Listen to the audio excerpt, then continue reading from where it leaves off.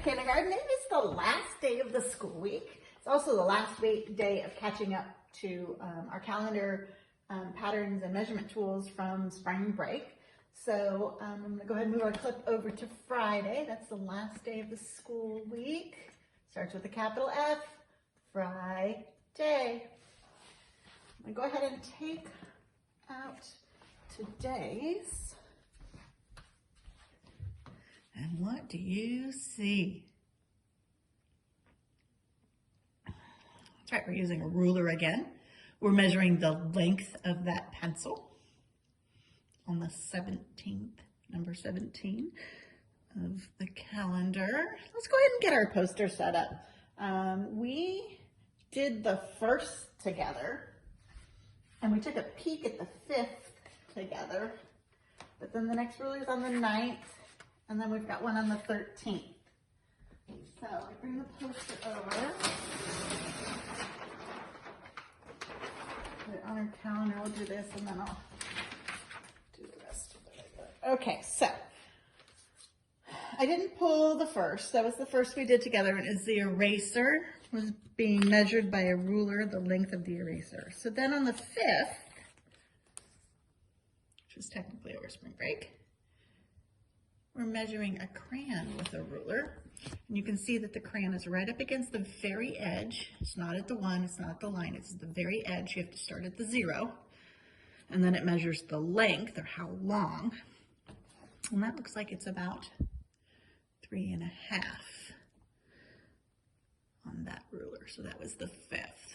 So the 5th is a crayon being measured by the tool ruler. The next day over spring break was the 9th. There we go.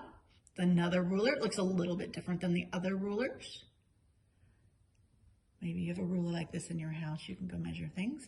This is measuring a marker. And again, the very end starts at the end of the ruler and it measures along. This one has a lot of extra marks on it because it's measuring parts of an inch. But that looks to be about 5.5 inches long on the 9th. And then on the 13th, we have an even different looking ruler. What's it measuring? It's kind of at an angle, huh? It's at diagonal. That's okay, we're gonna go ahead and turn it there. Now this feather has a little bit of a curve to it, so it's a little bit difficult to measure with a straight ruler. But if the edge of the feather is at the edge of the ruler, then we can go over to the tip and get a close measurement of the length. And if I just, let me see if I can. So I'm gonna take that and I'm gonna say right where that tip is, measures down to right there on the ruler. And then I can see that it's almost 7.5 inches, just before 7.5 inches for the length of that feather. Okay, and then today's is that pencil. Again, starting at the very edge, going to the tip. And if I line that up with the ruler, it goes to right to 8 inches in length. All right, so we'll add this to our poster. Hold on to our dates here. My blue marker.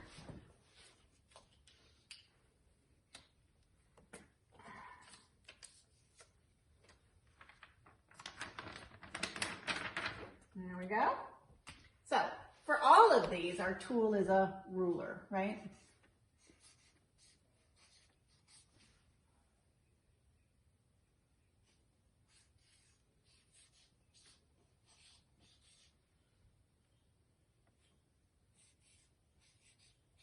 We could talk to that about being our pattern, is that it's a ruler every time we go to measure length. The things being measured are different. This is a crayon.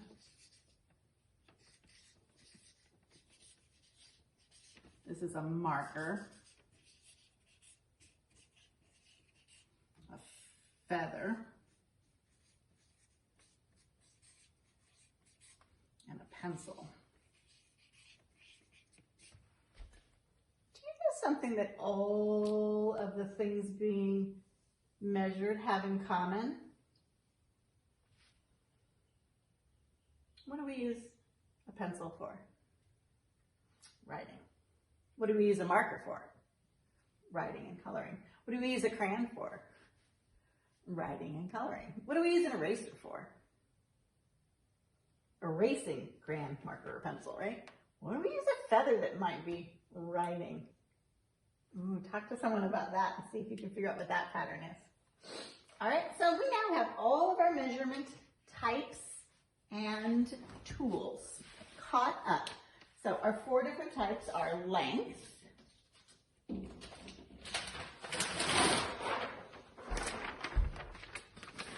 we can measure temperature. Oops, it's not like that. We can measure capacity, and that has its own special tools. And we are measuring weight, and that has its own special tools.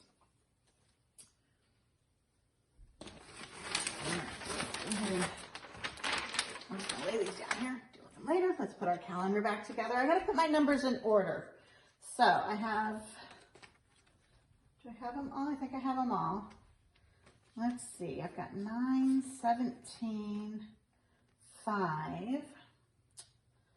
Well, I know that 5 comes before 6, so I'm gonna go ahead and do that.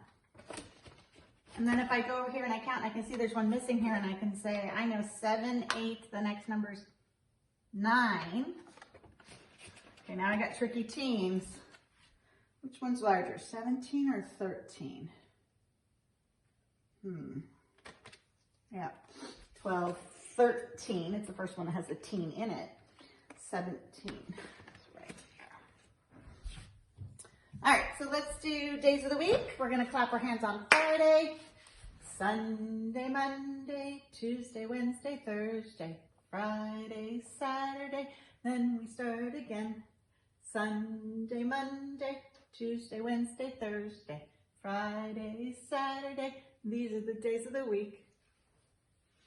Today is Friday, April 17th, 2020.